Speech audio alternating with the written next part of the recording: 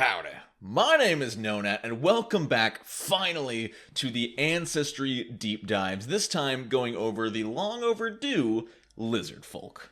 When was the last time I uploaded one of these? Early February? Late January? It's been a while. But I know that a lot of you have been looking forward to this, and in some ways it's a blessing because we just got the Lost Omens Ancestry Guide, which gave a bunch of ancestries, including Lizardfolk, a lot of love. If this is your first time watching one of these Ancestry Deep Dives, we go over all of the mechanics of the Ancestry. You're not going to get any lore here, but we are going to go over all of the available heritages, all of the available Ancestry feats from levels 1 to 20, my thoughts and opinions on them, and usually I'll either say it's super strong and powerful, or that's useless. There's rarely an in-between, because that's just how my brain works. Whether you're new or not, it would be really cool if you would hit that subscribe button right down there below. We are really closing in on that 10,000 point. I know a lot of you are already subscribed, but we get some unique viewers every single day. I know about 40 to 50% of you aren't subscribed. I see you. The metrics don't lie, unless they do. Between you and me, I don't trust anything the algorithm has to say. It's betrayed me one too many times. But without further ado, let's go ahead and zoom my camera down into the corner so we can start looking at some Lizardfolk, or Iruxi, as their actual heritage is named, and look at their mechanical stats. 8 hit points, medium size, 25-foot move speed, all pretty standard stuff, though they have some pretty interesting boosts and flaws. They get strength and wisdom as an ability boost, meaning these guys would probably make some fairly decent war priests. They do take a flaw to intelligence, however, and that's going to hurt any character because intelligence determines skill proficiencies. What is cool is, as long as you're a Lizardfolk, no matter what class you pick, you will have access to the Claws unarmed attack. This is similar to the Fist, but it's slashing damage, and it's also agile and finesse, but probably the most important part is it doesn't have the non-lethal trait, so to kill somebody with your claws, you don't take a penalty. On top of that, all Lizardfolk gain the Breath Control General feat for free, which means they can hold their breath 25 times as long as other characters, which is absolutely insane. You can already hold your breath for a long time in Pathfinder, so 25 times longer, unless you're trapped in the middle of Atlantis, you're probably going to be fine. Let's take a look at some of their heritages and see what you can pick for benefits at first level. Cliff Scale is phenomenal. You get the Combat Climber skill feat absolutely free right away, so you're already getting a general feat and a skill feat if you take this heritage, and so long as you're not wearing any shoes, you can climb cliffs and walls with just your feet. You can keep your hands free, meaning you can fight, you can carry big things, and you can climb no problem. You also auto-succeed any normal athletics checks to climb that you succeed. FRILLED Lizardfolk are actually insane. First off, they basically get to start with the Intimidating Glare skill feat. It's not technically the skill feat, but as long as they intimidate specifically by puffing out the frill on their neck, they do not take a penalty even if the opponent doesn't share a language with them. They also get an incredibly powerful action in Threatening Approach. For 2 actions, you can stride up to your normal movement speed, and as long as you end adjacent to a foe, you can demoralize them. And should you succeed with this, they are frightened too. Now, it doesn't say there's anything that changes if you critically succeed. So if you critically succeed, you're demoralized. I think they are still only frightened too, but this is really powerful. Sandstrider Lizardfolk is your pretty typical fire resistance equal to half your level, treat heat environment effects as 1 less, but what is cool is they can go 10 times as long as normal characters without food or water. A very kind of unique niche benefit that probably won't come up in most campaigns, but could be really cool in some others. To counter that though, this does actually make them more susceptible to cold. Most of these heritages don't include a weakness to the opposite element, but this one does. You know, cause they're cold-blooded. Unseen Lizardfolk is actually the exact same as the Chameleon Gnome heritage, in that over the course of an hour, you can shift the coloration of your skin or your scales to match those of your surrounding, and so long as you have done that and you remain in that same colored environment, you get a +2 circumstance bonus to your stealth checks. And Wetlander is pretty simple. 15-foot swim speed. You don't need to roll athletics to swim anymore, and you can just move 15 feet per action. Pretty solid. And over in the Lost Omens Ancestry Guide, we got 2 more heritages, starting with Cloud Leaper.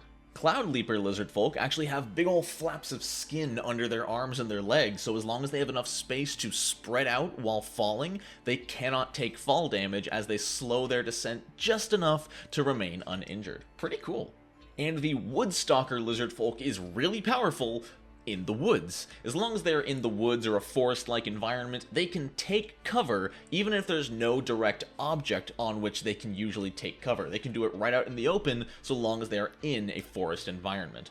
On top of that, they also get Terrain Stalker specifically for underbrush, meaning if they are trying to sneak up on someone by stealthing through underbrush, they do not have to roll. They automatically succeed and remain hidden until closing less than 10 feet from their target.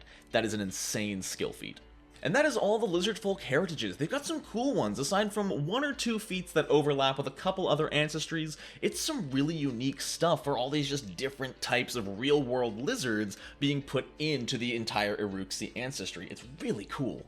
But now let's get into the meat of it all, the ancestry feats, starting with first level. Of course there is Lizardfolk lore, which is going to get you 2 skill proficiencies and proficiency in Iruxi lore, and the 2 skills you get are nature and survival. At least at level 1, Marsh Runner is only going to be available to Wetlander Lizardfolks because it requires a swim speed, and unless you're somehow getting a swim speed from some other source at level 1, you're not going to be able to take this feat. You can effectively treat anything like flooding or high-waisted water or even quicksand as non-difficult terrain when it comes to taking the step action. It's also way easier for you to balance using acrobatics on uneven terrain in a marsh, automatically crit succeeding normal successes and negating the flat-footed condition.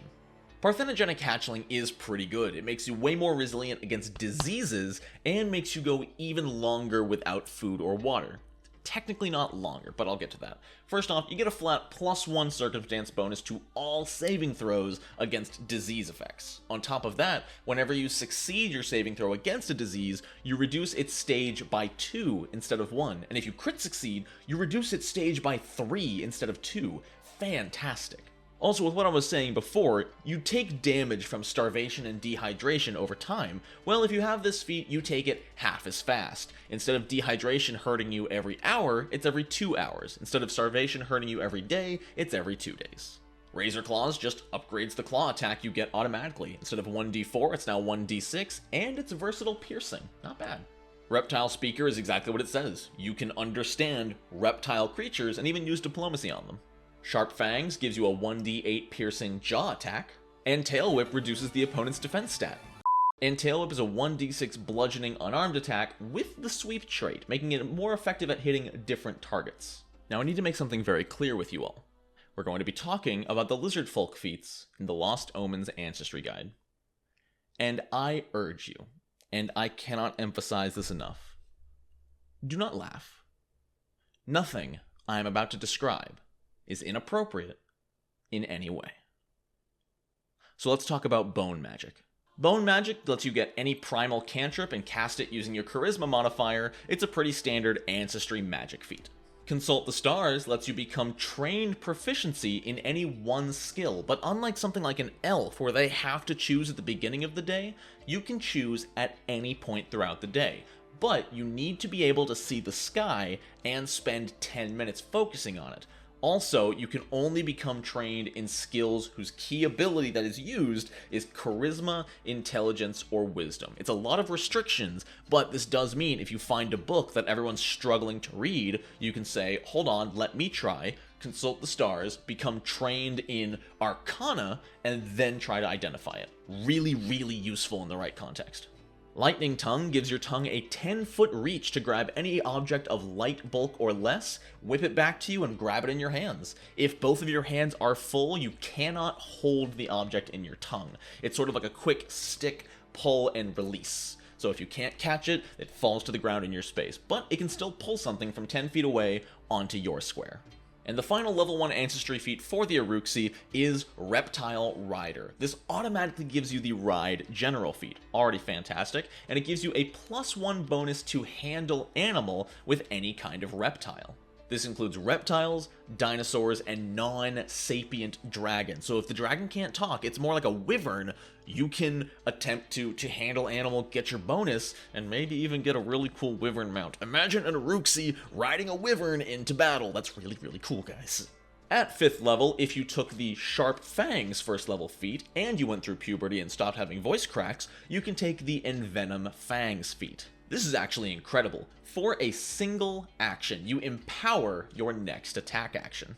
If you land that strike with your jaws, you deal an additional 1d6 poison damage on that attack. You can almost think of this as a second attack for 1d6 that doesn't inflict a multiple attack penalty. Now, it does rely on your other attack hitting, but this is a fantastic way to improve your damage without adding on a multiple attack penalty. You can even do this a number of times per day equal to your level, which is a ludicrous number of charges for an ancestry feature. These are usually like a number of like once per day or maybe 2 or 3 times per day at high level. This is even at level 5. You can do this 5 times per day. Excellent. Oh, and I should say, this works until the end of your next turn. So even if you've already attacked twice, you can use your third action to envenom your fangs to power up your next attack on the following turn. This is fantastic, y'all. Gecko's Grip gives you a 15-foot climb speed. It's just really good. Never have to roll to climb a cliff face again. Or anything, really.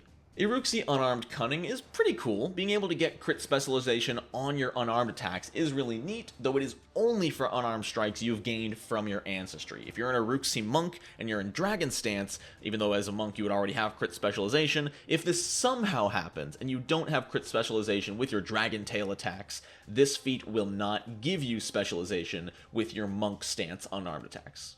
Shed Tail is an amazing reaction, but it can only be used once per week.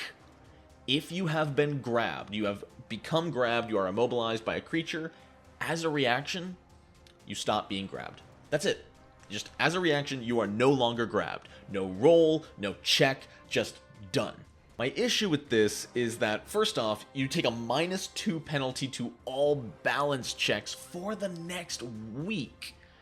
And you need to have taken the tail whip feat at first level, meaning once you use this reaction and ditch your tail, you can't even use that feat until it grows back. It's really nice and I'm sure it can save your life, but man, 1 week is insane. Personally, I don't see why you need to take tail whip to get this. Just because you're not good at attacking with your tail doesn't mean you can't shed it. Most lizards can drop their tail. So I think you could remove the prerequisite from this and be fine, especially because it's almost penalizing you for having taken tail whip. When you use this reaction, you lose that feat too. You basically lose all of your ancestry feats at this point for 1 week. You know, 1. And if you're a wetlander Lizardfolk. And if you're a wetlander Lizardfolk, that is a freaking tongue twister. And if you're a wetlander Lizardfolk, you can take the feat Swift Swimmer to increase your swim speed to 25 feet. In an underwater campaign, this would be fantastic. Otherwise, you can already swim at 15 feet You can already swim at 15 feet per action, so if you really want to increase it to 25, you know, more power to you. Now, back in the Lost Omens Completely Innocent Ancestry Guide, Flexible Tail allows you to perform very basic tasks with your tail. However, the task can't require any manual dexterity or fingers, so this does limit you a lot. You can, push or pull a loose door open or maybe lift the lid of a treasure chest, but you can't grab something off a shelf or pass an item to an ally or anything like that. It's limited, but this does lead into another feat along the way. Guided by the Stars is just solid. As a free action, once per day, if you're about to attempt a skill check, you can get +1. Simple as that. Give yourself guidance once per day as a free action. Not too bad. Really useful if you have something that cannot go wrong. If you're a Cloud Leaper Lizardfolk, you can take Iruxi Glide, which now, when you're falling, you can actually spread your wings out and then glide 25 feet forward as an action. As long as you spend at least one action gliding in this way each round, you don't drop. You only drop 5 feet per round, so you can really hang out in the air for a while like this. The hard part is you can't turn. It specifically says 25 feet forward. So at some point you might hit a wall and then you just kind of have to drop down. Tongue Disarm basically lets you disarm people with a 10-foot reach regardless of what weapon you're wielding. So if you have a big two-handed weapon with no disarm trait, doesn't matter. You can use your tongue, you shoot it out like a gecko, make your athletics check. If you succeed, you knock that thing out of their hands. Well, if you crit succeed. This is really good. Just being able to disarm at all times. Phenomenal.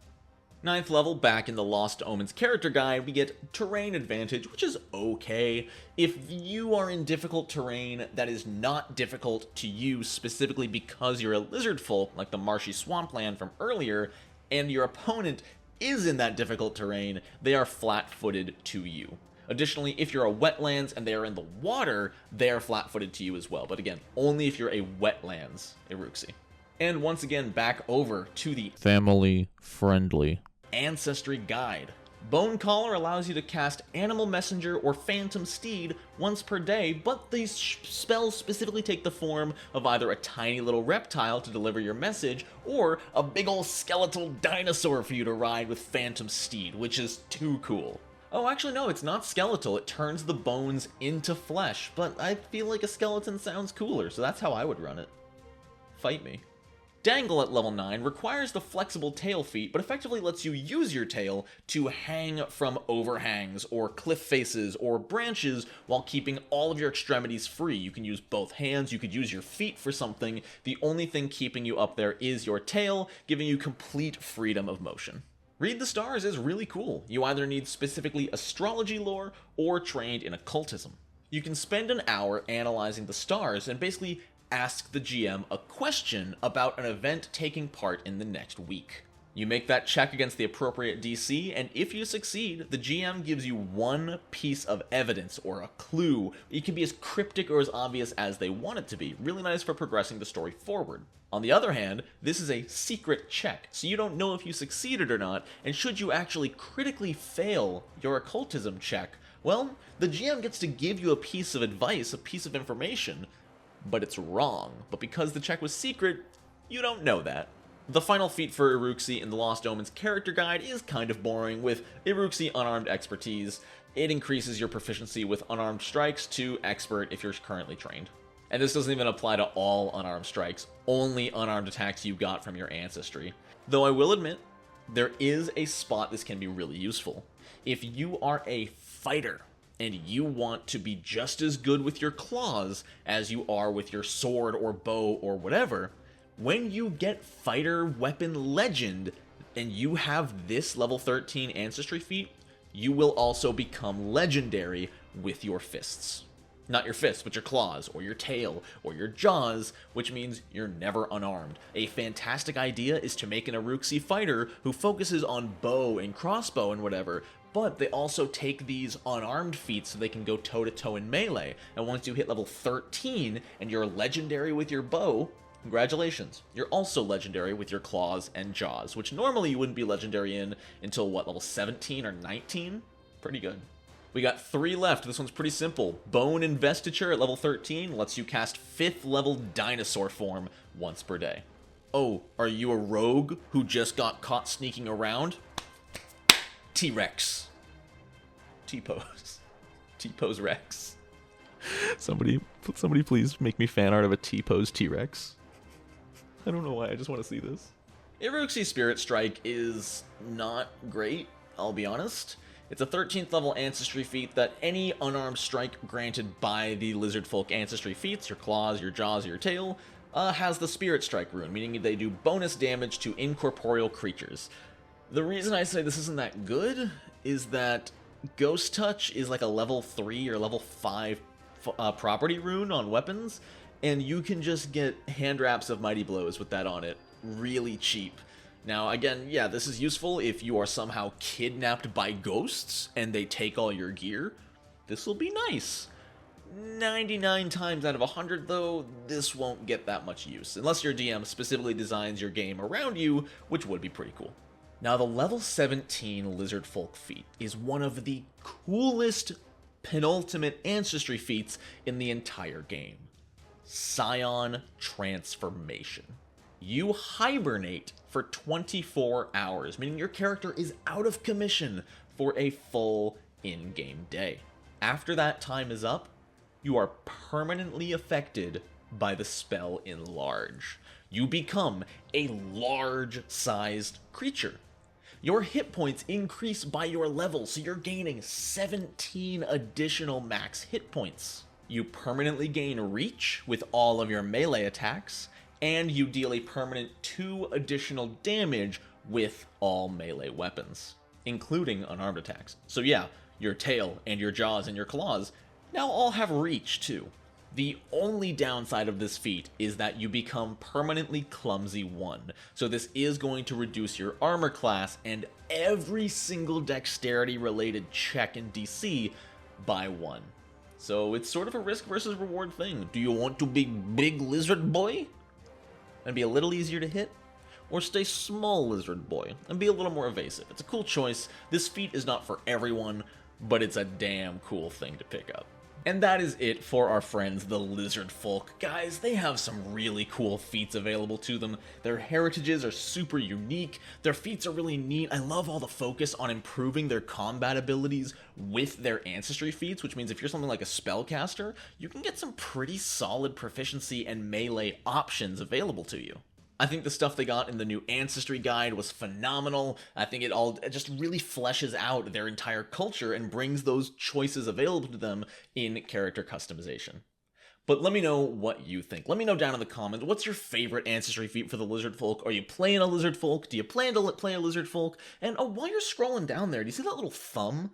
The one going up. You just click that. Like, there's no big deal. You should just click it. It's just a thumb, you know. It's not big. But I do sincerely love hearing from you guys down in the comments, hearing about your characters, hearing about your ideas. Keep it coming. It never gets old. But that's going to be it from me, y'all. I hope you all had a wonderful Easter this past Sunday, if you celebrate it. If not, I hope you had a wonderful weekend.